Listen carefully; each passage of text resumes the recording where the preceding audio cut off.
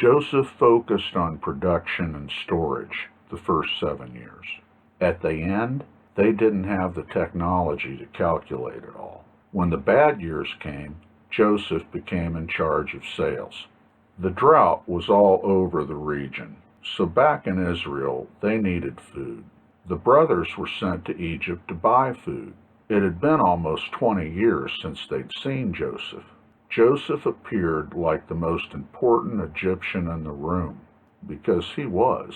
The brothers looked scruffy, like they lived in tents. Joseph remembered his dreams when he saw his brothers, and he didn't totally forget what his brothers did to him. So he sent them on expeditions that weren't easy in those days. He knew they'd be back. When they did return, Joseph had lunch ready. Joseph strung his brothers a bit longer, then finally sent the Egyptians from the room and spoke Hebrew. The brothers were sent home to collect Israel and bring him to Egypt with all they had. Israel had 70 souls who started in Egypt. The rest of Genesis is a victory lap for Joseph. Several victory laps. When Joseph finished the 14-year run of the drought, Pharaoh was the richest man in the world by a long shot. Judah was named as the royal tribe of Israel, according to Jacob's blessing. Hundreds of years later, a Pharaoh came who didn't remember Joseph. That Pharaoh regarded the Hebrews multiplying and prospering in the Delta as a threat, so he made them slaves, and they kept growing in number regardless of how miserable Pharaoh made it for them.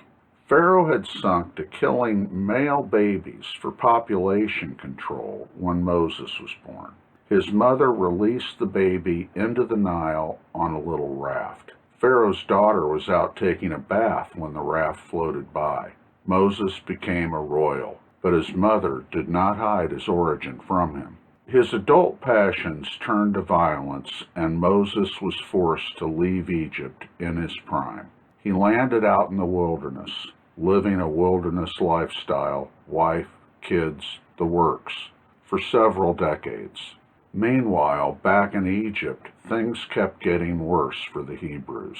Moses was out in the wilderness tending a flock when he saw a bush on fire that did not extinguish. It just kept burning. Moses approached the bush, and God said, "Do not come near. This is holy here. Take your shoes off."